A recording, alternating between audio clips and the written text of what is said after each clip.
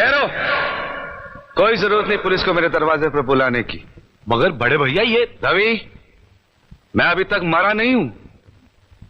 घर की छोटी मोटी उलझने मैं खुद सुलझा सकता हूं। साहब जी इन्हें डांटिए, अभी का अभी डांटिए। अरे छोटी मालकिन के गहने चोरी हो गए और ये लोग हम पर शक कर रहे हैं। ये लोग सोच रहे हैं कि वो गहने हम कहीं बेचा है।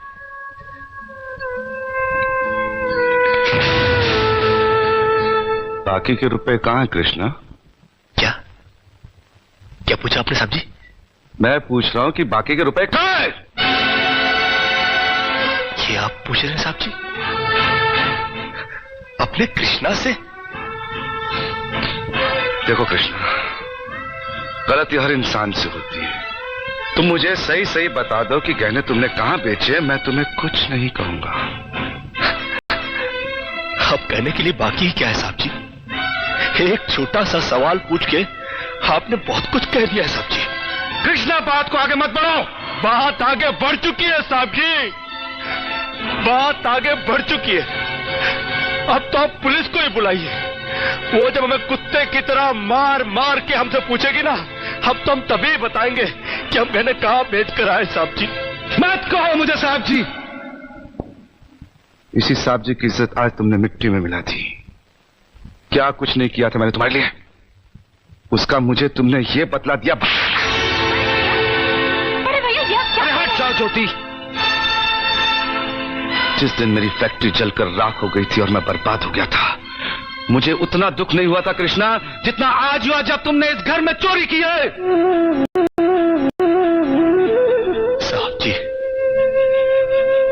बचपन में जब हमारे माँ बाप मर गए थे ना और हम अनाथ हो गए थे ना, तब भी हमें इतना दुख नहीं हुआ था जितना दुख हमें आज हुआ है जब आपने हमें चोर कहा साहब जी। आपने हमें चोर कैसे कहा साहब जी? और ज्यादा सफाई देने की जरूरत नहीं है। दूर हो जा, मेरी नजरों से दूर हो जा। निकल जा इस घर से। अरे इस घर से ही क्या, इस गांव को ही छोड़कर चले जाएंगे। अरे मुंह जनात का क्या है, काट लेंगे अपनी जिंदगी कहीं भी। इतने साल इस घर में बेफिक्री से ये समझकर काट लिए कि साहब जी का हाथ है हमारे सर पर। हमको क्या है परवाह किसी बात की, मगर नहीं, अब हम जान गए कि इस दुनिया में अनाथ का कोई नहीं होता। हम जा रहे हैं साहब जी और इस घर में कभी नहीं आएंगे अभी। निकल जा। दोबारा इस घर की दहलीज में कदम भी रखा तो मेरा मरा हुआ मुंह देखेगा तू। अरे नहीं नहीं नहीं, मुझ नौकर के लिए अपने दिल को दुख देने की कोई जरूरत नहीं। मैं कदम भी नहीं रखूंगा।